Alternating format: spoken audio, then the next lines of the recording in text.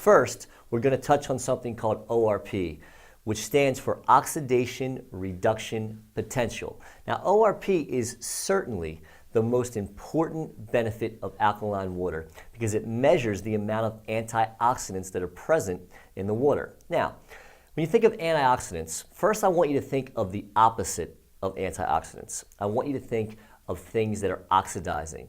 I want you to think of what makes nails rust. I want you to think of what makes apples turn brown. That's all oxidation. So when we can measure antioxidation or antioxidants, we know that what we're testing actually has an antioxidizing effect as opposed to an oxidizing effect, and that's really the goal here. So what I have here is what's called an ORP meter.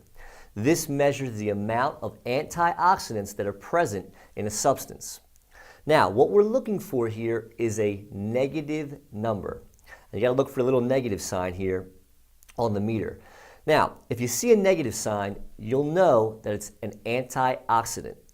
If you don't see a negative sign, you'll know that it has oxidizing properties, and that's not what we want.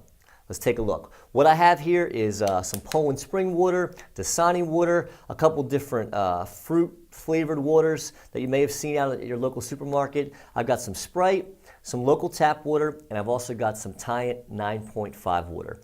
So all I'm going to do is take the meter, go through each one, and show you what kind of readings we're getting. Let's take a look. Let's start first with the Poland spring water and see what we get here. So we're getting about a positive 170. Which means there are no antioxidants present in the water. Moving on, around the same, positive 165. Again, this is not good. It's not what we're looking for. The fruit-flavored water is even more oxidizing. Goes up to about a positive 200. Another fruit-flavored water here. Again, in the low 200s, positive.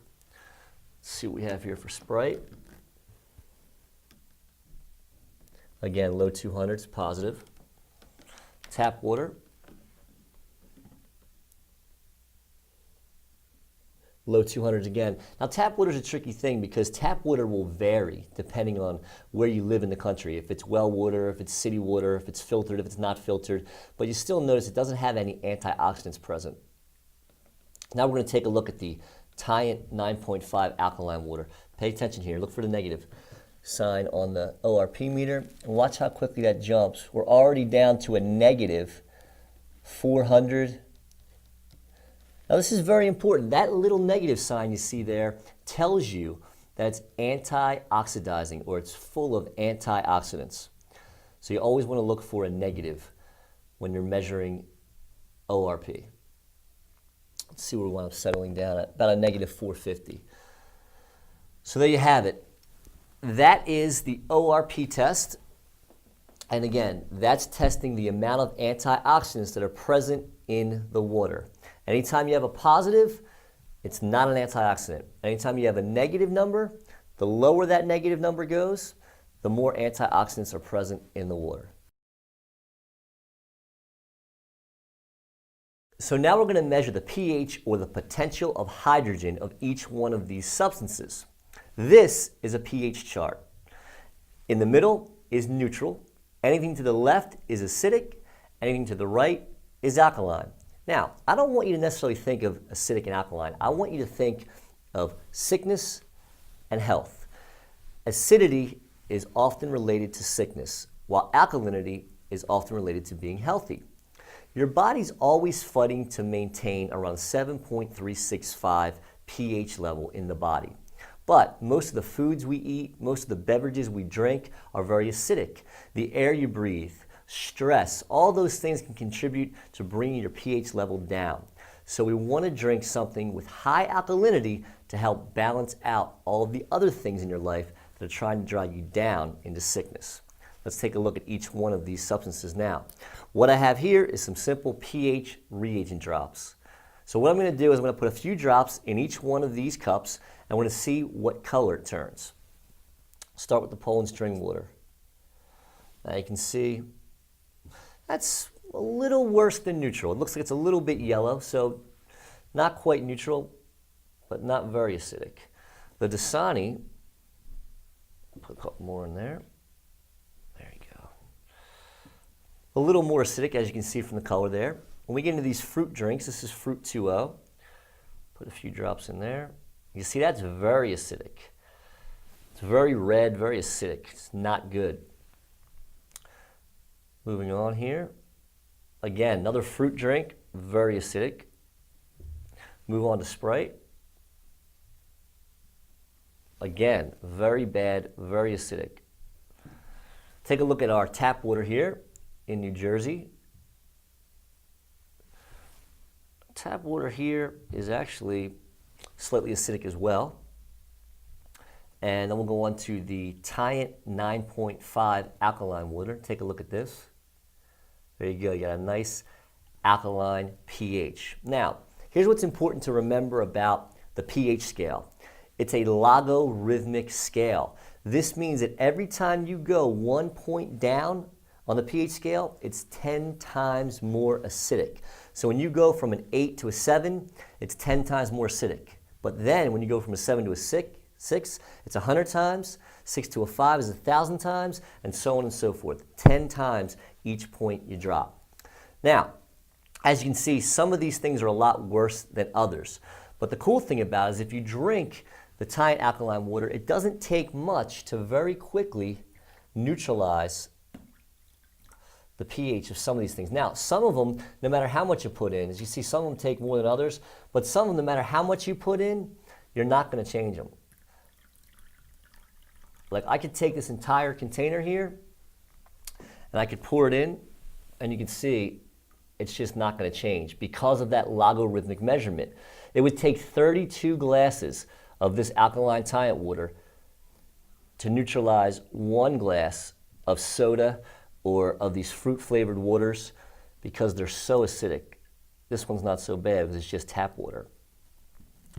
But that's very important. Here's why it's critical to stay away from things like soda and these fruit-flavored juices or fruit-flavored waters, because just a little bit of it can very quickly turn it back to acidic. Look how quick that happens. Just a little touch can turn it very acidic very quickly. So you want to stay away from these things because it only takes a little bit to start to drag your body down to the acidic side. I've got room temperature tap water and I've got room temperature Tyant alkaline water here. I've also got a couple green tea bags. The purpose of this demonstration is to show you how much more hydrating Tyant alkaline water is than bottled water, tap water, and just about any other beverage on the planet.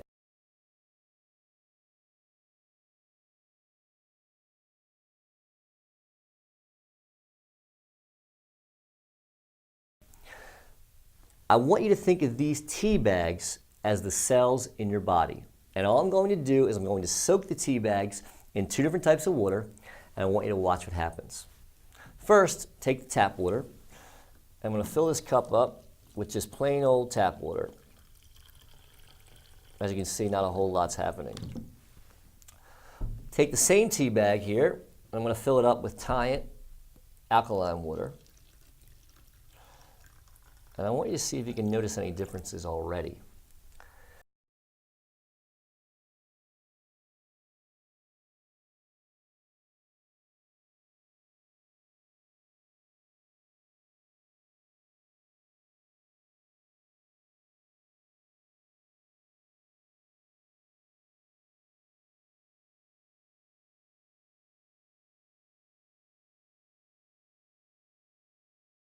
Now, I can go on here and just keep on making tea all day long. Remember, I'm making tea here with room temperature water.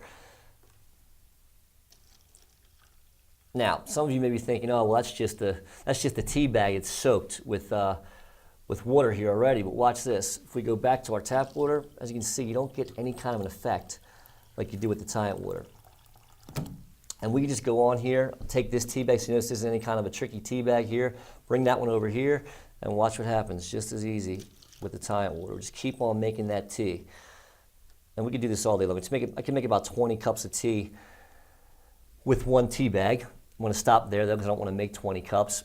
But that just demonstrates how much more hydrating Tide alkaline water really is. What I'm going to do is I'm going to show you some fantastic ways to use alkaline water other than for drinking. I've got a couple different cups here with tomatoes. I'm going to soak these tomatoes in 2 different types of water, and I'm going to show you that even though you may think you've been cleaning your vegetables at home, you really haven't been. Watch this. Tap water right here. Just going to fill this up, let it soak. I'm going to do the same thing here. Now, as you may or may not know, there's all different kinds of things on vegetables that you don't necessarily want on vegetables. Herbicides, pesticides, insecticides, all kinds of things that you definitely don't want to be eating or feeding to your family. So what do? A lot of people rinse it in tap water, which I'll put here. But what I do is I rinse it or soak it in Tide Turbo water. I'm going to show you why. What I've got here is some sesame seed oil. Now, I'll take a little bit of this and pour it in the bottom of the cup here. A little bit and pour it in the bottom of this cup here. Now, everybody knows that oil and water don't mix, right? Of course. But I want to show you something really cool. First, I'm going to take the tap water. I'm going to prove what we already know to be true. As you can see, the separation, the oil and the water are separating very quickly. Once again, that's what oil and water are supposed to do. They're supposed to separate. But in this bottle, this is a Good Life bottle. This is a bottle that we designed to maintain the properties of alkaline water. It's dual-walled, vacuum sealed, because things that affect alkaline water are air and light. So we keep it nice and vacuum sealed. We keep it away from the light. Lasts for a very long time. Take my Tide Turbo water. Watch what happens here. We've essentially just emulsified oil. Come on, people. Nothing else can do that on the planet. We've taken modified water that we've put through a time machine, and we've emulsified oil. Now, why did I mix this demonstration with the tomato demonstration? Let me go back to the tomatoes and show you why. When you deal with tomatoes, you're dealing again with herbicides, pesticides, insecticides, but they're oil-based.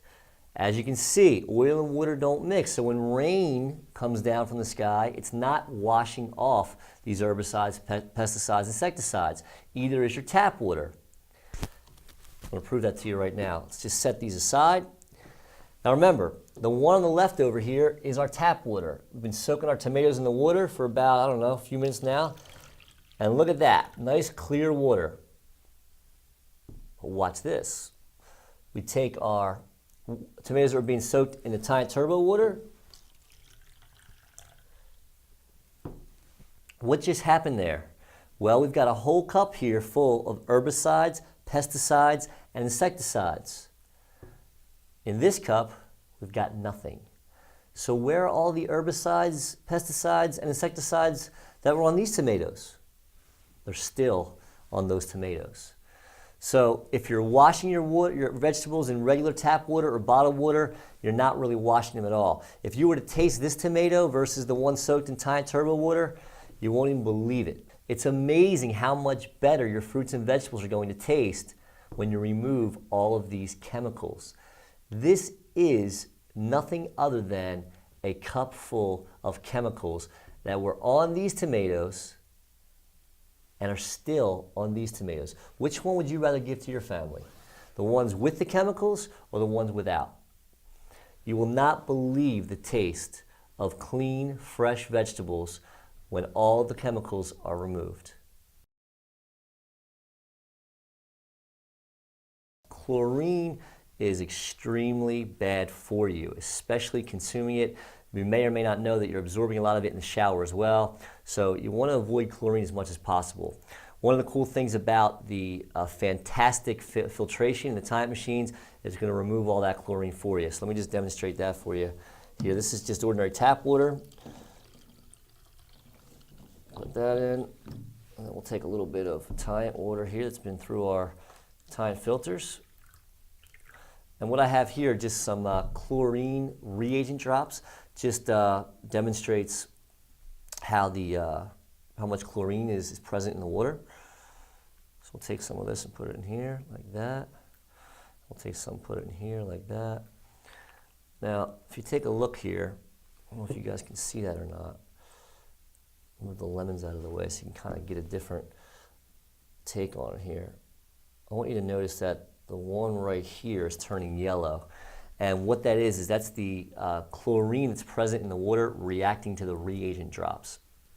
So just want to show you there that the Tient water has no chlorine in it because it's being removed by our filtration. Now, once again, people, I'm going to go back and talk to you about what you're cleaning your vegetables with at home. I'm going to set this aside for a second.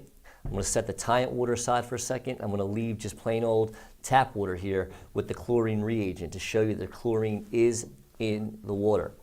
What I have here, just some lemons I sliced up. All I'm going to do is I'm going to put some of these lemons in the water here and just let those soak for a second. Now, last time we did a vegetable cleaning demonstration, we were trying to show how to get the herbicides, pesticides, insecticides off of the vegetables. But what I want you to think about here is there any chance that we're actually putting something onto or into the vegetables that shouldn't be there, that wasn't already there? Here's how it works. Had the lemon sitting here with the chlorine. Watch this. Notice how all the yellow is gone? That means there's no more chlorine in the water. That's because all the chlorine that was in the water is now in your fruits and vegetables. So if you're washing your fruits and vegetables with tap water that has chlorine in it, it means you're eating it, you're feeding it to your family, so you want to get that chlorine out of your water.